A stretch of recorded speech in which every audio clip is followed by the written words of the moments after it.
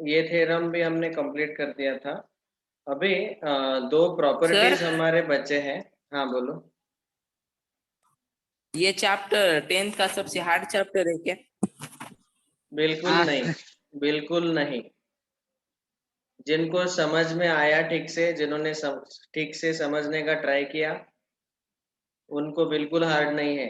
आपने या तो कोई लेक्चर मिस किया होगा, या फिर मेरा लेक्चर सुनते वक्त आप सो रहे होंगे, तभी आपको हार्ड जाएगा। दूसरा कोई रीजन नहीं हो सकता। इतना सर डिटेल में हार्ड है बता, तो इतना डिटेल उतना में सर नहीं है बताया। सर हार्ड है तो। I sir don't board think. Hard, board भी बोर्ड हार्ड के नहीं क्वेश्चन। है। बोर्ड भी हार्ड नहीं है बिल्कुल भी। If you have understood, proof भी इसके प्रॉपरली आप लिख सकते हो, अगर आपने प्रॉपरली समझ लिए हैं। लेकिन हाँ, इस चैप्टर का एक खासियत है कि आप अगला क्लास अगर अटेंड करना चाहते हो, तो अब तक जो पढ़ा है वो पूरा रिवाइज करके बैठना चाहिए, तभी आपको अगला पार्ट समझ में आएगा। नहीं तो सर के ऊपर चला जाएगा, सिर के ऊपर से चला जाएगा। So that is one thing. तो पिछले वाला मैं इसलिए बार बार रिवाइज करते रहता हूँ क्लास में। ओके। ये प्रॉपर्टी नंबर 9th और 10th जो दोनों प्रॉपर्टी है, इन दोनों प्रॉपर्टी का स्टेटमेंट हमें बस चाहिए। इसका प्रूफ भी मैं बता दूंगा। इसका जो प्रूफ है, ये यहाँ पे एग्जाम्पल 3 में पूछा गया, एक सॉल्व एग्जाम्पल है, यहाँ पे ये बताया गया एक। और एक क्वेश्चन, एक प्रॉपर्टी उन्होंने एक दूसरे एग्जाम्पल में कवर कर दिया। तो हम उन दोनों प्रॉपर्टी का प्रूफ कवर करेंगे। That is this 9th and 10th। तो ये 9th वाला प्रॉपर्टी जो है,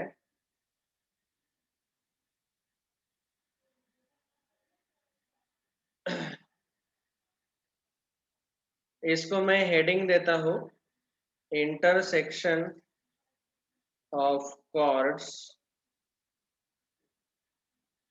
इन interior of circle. In interior of circle, circle के अंदर दोनों कॉर्ड एक दूसरे को इंटरसेक्ट कर रहे हैं इनसाइड द सर्कल। जैसे यहाँ पे देखो, दो कॉर्ड है A B and C D, दोनों सर्कल के अंदर पॉइंट ई में एक दूसरे को इंटरसेक्ट कर रहे हैं। इसका ये प्रॉपर्टी है। और दूसरा प्रॉपर्टी है कि ये दोनों ऑफ कोर्स कॉर्ड ही है, लेकिन उनको एक्सटेंड किया, और एक्सटेंड करने के बाद वो एक दूसरे को बाहर इंटरसेक्ट कर रहे हैं, सर्कल के बाहर। ठीक है। तो ये प्रॉपर्टी, इसका हमें पहले स्टेटमेंट लिखना है, बाद में प्रूफ। तो सबसे पहले इसको समझने का ट्राई करेंगे। देखो, हमें दिया हुआ है सर्कल। इस सर्कल में दो कॉर्ड्स है, chord A B and chord C D. Chord A B and chord C D, ये दोनों कॉर्ड पॉइंट ई में इंटरसेक्ट कर रहे हैं एक दूसरे को। सर्कल का सेंटर हम लेते हैं से पॉइंट ओ। तो इस केस में आपको पता होना चाहिए क्लियरली कि कोई कभी भी दो लाइन एक दूसरे को जब ऐसे इंटरसेक्ट करते हैं, तो टोटल वहां पे चार एंगल बनते हैं, 1 2 3 4। And we know that angle 1 and 3 will be equal and angle 2 and 4 will be equal. ये दोनों वर्टिकली अपोजिट एंगल्स रहते हैं इसीलिए। तो यहाँ पे भी ये दो एंगल्स इक्वल रहेंगे, इनको मैं बोलता हूँ एक्स एक्स। और ये एंगल जो है, ये दोनों इक्वल रहेंगे, इनको मैं बोलता हूँ वाई वाई। ठीक है। वर्टिकली अपोजिट एंगल्स है इसीलिए वो दोनों इक्वल रहेंगे। ये पॉइंट ऑफ इंटरसेक्शन जो है बीच वाला, ये पॉइंट ई है। तो अभी हमें इस पर्टिकुलर प्रॉपर्टी में ऐसा दिया होगा, given given chord A B comma chord C D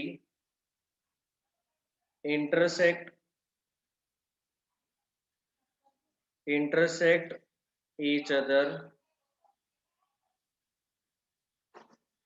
in the interior of circle at point E. दोनों कॉर्ड ए बी और सी डी एक दूसरे को पॉइंट ई में इंटरसेक्ट कर रहे हैं, वो कहाँ पे, in the interior of circle, circle के अंदर, ठीक है। This is given to us, और हमें टू प्रूव क्या करना है यहाँ पे। अभी यहाँ पे जो चार एंगल बने हैं उसमें से दो एंगल हम लेंगे, A E C, angle A E C is equal to angle B E D, angle B E D. ये दोनों वर्टिकली अपोजिट एंगल है, इसलिए वो दोनों इक्वल आएंगे। और इनका मेजरमेंट जो है, अभी आप ऑब्जर्व करो, एंगल ए ई सी ये x है और एंगल बी डी ये x है, ठीक है। उनके उन्होंने इंटरसेप्ट किया हुआ आर्क है, आर्क ए सी और आर्क बी डी। तो इन दोनों के मेजरमेंट आएंगे half of measure of arc A D, arc A C, इनके इंटरसेप्टेड आर्क है arc A C and arc B D. तो यहाँ पे हमें स्टेटमेंट मिलेगा आर्क ए सी का measurement plus arc B D का मेजरमेंट, इन दोनों का सम ले लो और उसका हाफ ले लो, half of the sum of this intercepted arcs. ये आएगा measurement of this two opposite angles. इन दोनों वर्टिकली अपोजिट एंगल्स का मेजरमेंट इतना आएगा, ठीक है। वैसे ही अगर मैंने बाकी के दो एंगल्स लिए, एंगल वाई वाई मतलब एंगल ए ई डी और एंगल सी ई बी, ये दो एंगल्स लिए, तो उनका मेजरमेंट क्या आएगा, angle A E D is equal to angle B E C is equal to half of, अभी इनकी वजह से जो इंटरसेप्टेड आर्क है, एंगल सी बी की वजह से इंटरसेप्टेड आर्क है आर्क बी सी, और इस एंगल की वजह से इंटरसेप्टेड आर्क है आर्क ए डी। ओके, तो measure of arc A D plus measure of arc B C, जो इंटरसेप्टेड आर्क है उनके मेजर का सम ले लो, उसका हाफ ले लो, ये हमें मिल जाता है एंगल्स। ये समझ में आया सबको? Yes yes sir. Okay, Yes, यही sir. प्रॉपर्टी नंबर 9 दिया हुआ है। आप देखेंगे एंगल ए सी या फिर उसका अपोजिट एंगल बीईडी ले लो, तो उसका मेजरमेंट आता है हाफ ऑफ उन दोनों ने इंटरसेप्ट किए हुए आर्क का सम, आर्क ए सी और आर्क बी डी, इन दोनों का सम उसका हाफ इज एंगल ए सी। और वैसे ही एंगल सी भी यहाँ पे दिया हुआ है, सी भी मतलब एईडी भी ले सकते हैं, दोनों वर्टिकली अपोजिट है, तो वो आएगा half of measure of arc A D plus C B, यही दिया हुआ है, ठीक है। लिख लो गिवन और to prove.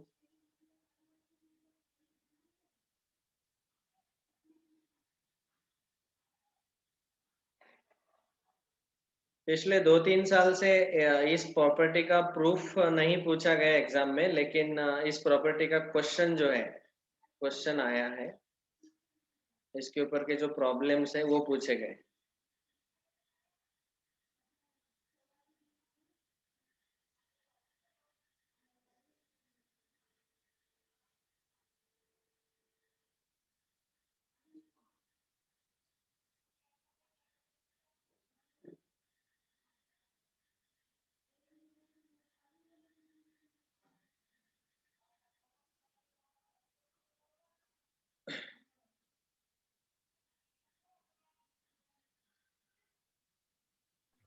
Completed sir. No, sir. Just wait sir.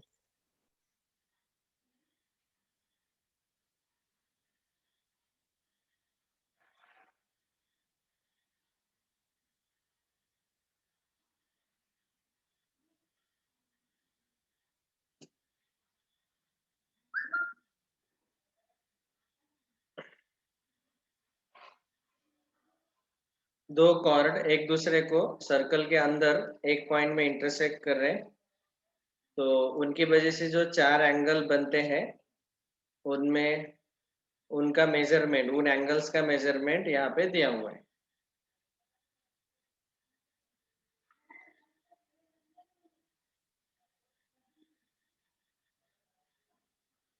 Okay, तो इसको हम प्रूव करेंगे अभी।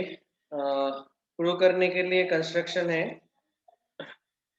we have to join this segment BC. So we will write down construction join segment BC. BC को ज्वाइन कर लिया, वो डॉटेड लाइन दिखाया क्योंकि वो कंस्ट्रक्शन का पार्ट है। अभी प्रूफ देखो,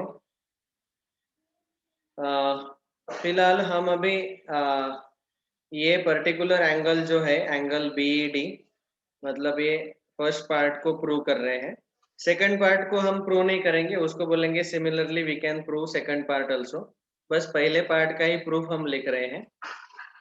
तो अभी एंगल BED जो है, ये वाला एंगल, ये इसको अगर मैंने समझो फॉर आपके इंफॉर्मेशन के लिए, इस एंगल को मैंने से Z लिखा, तो ये जो एक्सटीरियर एंगल है ये है ट्रायंगल BEC का एक्सटीरियर एंगल। ट्रायंगल BEC देखो, ट्रायंगल BEC, इस ट्रायंगल का एक्सटीरियर एंगल है Z और ये रिमोट इंटीरियर एंगल्स X और Y, ठीक है। Angle DCB and angle BCD, ये दोनों इंटीरियर एंगल्स है, रिमोट इंटीरियर, और ये Z एक्सटीरियर एंगल आएगा इस ट्रायंगल CEB का। बस इसका यूज करके हमें अभी ये प्रूफ लिखना है, exterior angle remote interior angles theorem. Remote interior angle theorem के हिसाब से हमें पता है कि exterior angle is a sum of remote interior angles. इसी का यूज हमें करना है। अभी हम ऐसा लिखेंगे right now, angle ECB is equal to angle ECB is equal to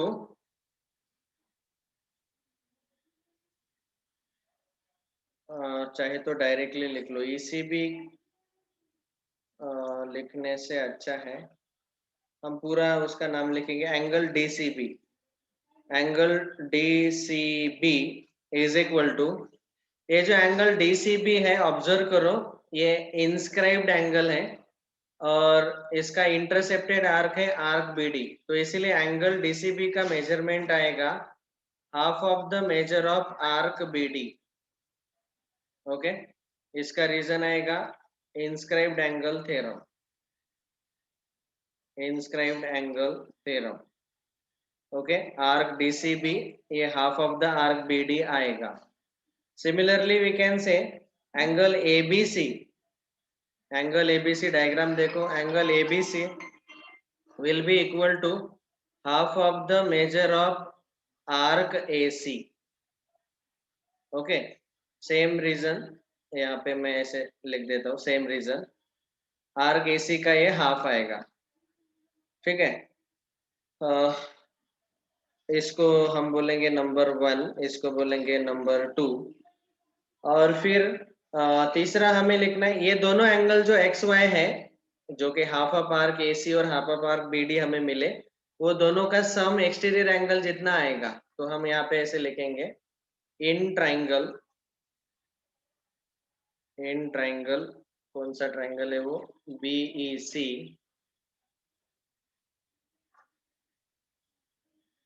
angle BED is equal to, angle BED is equal to इन दोनों एंगल का sum ECB and EBC, angle ECB plus angle EBC, ठीक है। इसी को हम angle ECB जो है, ECB लाच अपन DCB लिखू शकतो। Why we can write it as DCB? Because those two points are collinear, same angle है वो। EBC को हम लिख सकते हैं एंगल ABC। यहाँ पे ब्रैकेट में रीजन लिखना है, ये तीनों पॉइंट्स कोलिनियर है, C dash E dash D और दूसरा A dash E dash B, ये कोलिनियर पॉइंट्स है, इसीलिए एंगल का नाम हमने खाली चेंज कर दिया। और एंगल DCB का मेजरमेंट हमने अभी लिखा है, DCB is half of arc BD, equation 1 में इसको लिखेंगे half of measure of arc BD plus angle ABC is half of arc AC, half of measure of arc AC. Half common ले लो तो यहाँ आएगा major of arc BD plus measure of arc AC, ठीक है। और आपको पता ही है कि BED जो एंगल है वो इसका वर्टिकली अपोजिट एंगल है AEC का, तो ये AEC और BED दोनों भी हम इक्वल ले सकते हैं, देयरफॉर हम ऐसा लिखेंगे angle AEC is equal to angle BED is equal to half of measure of arc, इन दोनों आर्क के मेजर का सम। हम पहले आर्क AC लिखेंगे और बाद में आर्क BD लिखेंगे, दैट्स ऑल। ये पहला केस हमारा प्रूव हो गया कि इन दोनों एंगल का measurement half of this sum of arc रहता है, ठीक है। एक्सटीरियर एंगल का रिमोट एंगल थ्योरम का प्रॉपर्टी हमने यूज किया है रिमोट इंटीरियर का। यहाँ पे रीजन लिखना मैं भूल गया, इसका रीजन लिखना है remote interior angle theorem.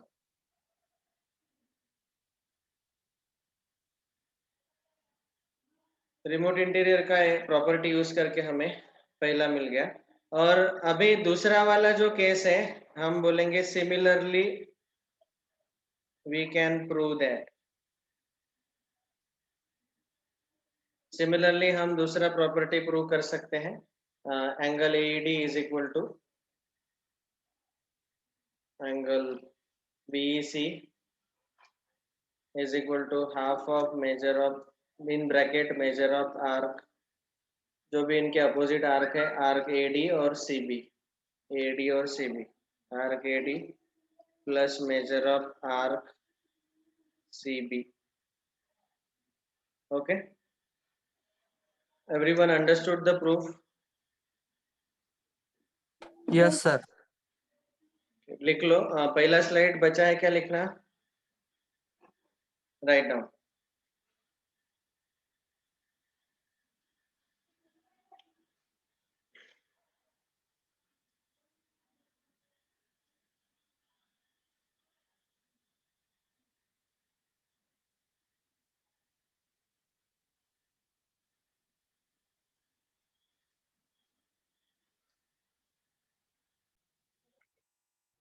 Triangle ABC और एक साइड को हमने प्रोड्यूस किया, एक्सटेंड किया BC साइड को, से it is extended side is BCD। यहाँ पे एक्सटीरियर एंगल कहते हैं हम इसको, और इसका एक्सटीरियर का जो एकदम एडजेसेंट एंगल है, इस एंगल को हम बोलते हैं एडजेसेंट इंटीरियर। इसके पास वाला इंटीरियर एंगल, ये पास वाला है इसलिए एडजेसेंट इंटीरियर, और इस एक्सटीरियर के दूर वाले जो है ये दो इंटीरियर रिमोट इंटीरियर बोलते हैं इन दोनों एंगल्स को।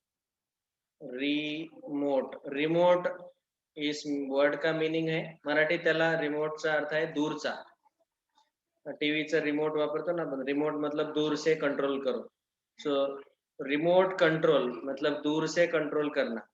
रिमोट इंटीरियर एंगल्स, ये दूर वाले इंटीरियर, ये पास वाला इंटीरियर, ये दूर वाला एक्सटीरियर के पास ही है, तो ये दोनों आपको पता है कि, तो इसका स्टेटमेंट क्या है कि exterior angle of triangle is sum of remote interior angles, ये स्टेटमेंट है, ठीक है।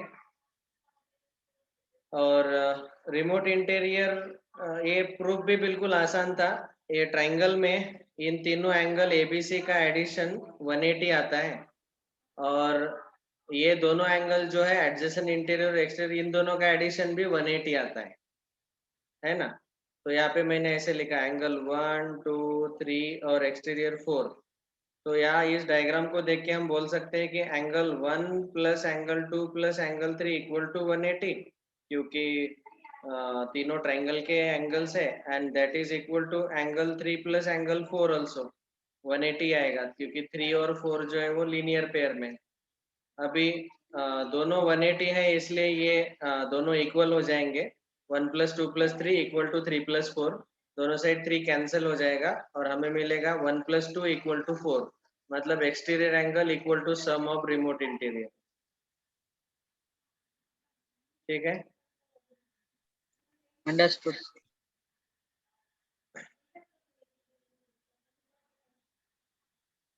नेक्स्ट ये 10वां प्रॉपर्टी। अगला यहाँ पे इसको हम बोलेंगे, इसका टाइटल हमने दिया था intersection of chords in interior of circle.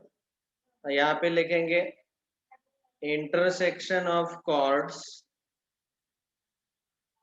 Of course मैं ब्रैकेट में लिखता हूँ सेकंड्स, उनको कॉर्ड को सेकंड बनाना है अभी इस केस में। Intersection of chords in the exterior of circle, circle के बाहर।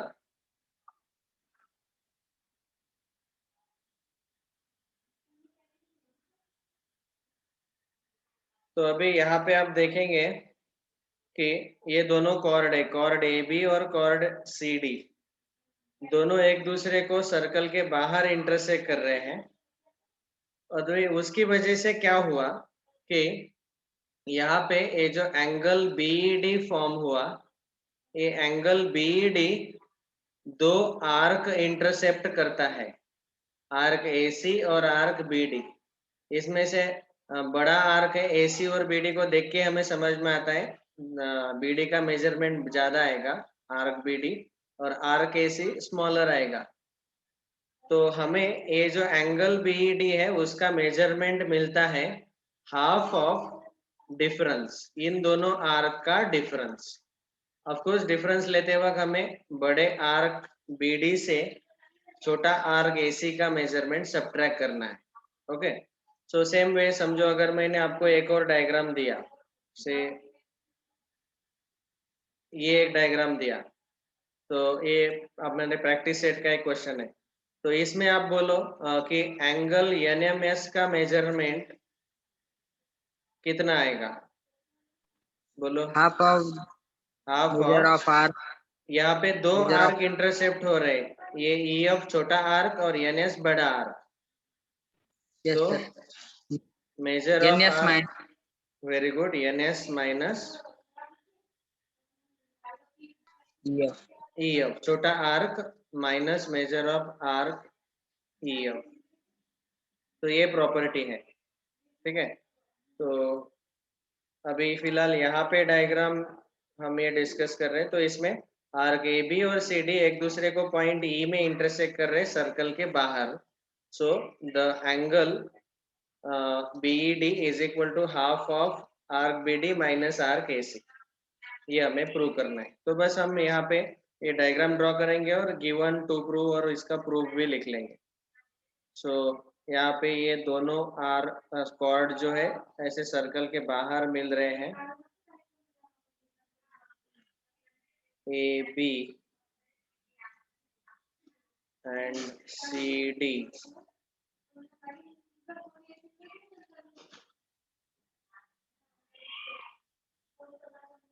ठीक है, अभी इसमें गिवन लिखेंगे। You can start writing with me, मेरे साथ लिखो।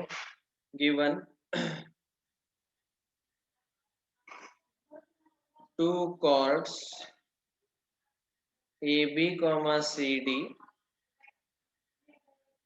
intersect each other in the exterior of circle, circle के बाहर, in the exterior of circle at point E। ये दिया हुआ है हमें, और प्रूव करना है कि इस एंगल का measurement angle BED is equal to half difference of this two arc, जो दोनों आर्क इंटरसेप्ट किए उसने उन आर्क का डिफरेंस का हाफ।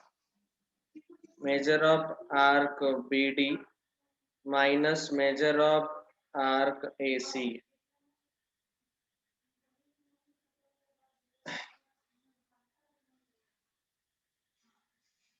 यहाँ पे भी फिर से कंस्ट्रक्शन है।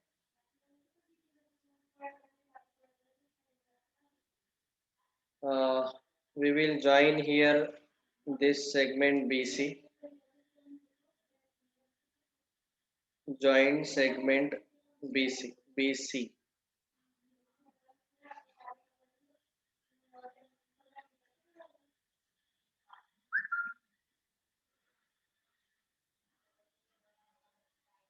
अभी प्रूफ देखो, यहाँ पे हमें ये मिलेगा angle number 4, angle number 1, angle number 2 और ये एंगल नंबर 3। ये जो ट्राइंगल CB है, इसका एंगल 4 एक्सटीरियर एंगल है, और ये जो एंगल 4 एक्सटीरियर एंगल है, ये सम आएगा 1 और 2 का, रिमोट इंटीरियर है ये दोनों, है ना।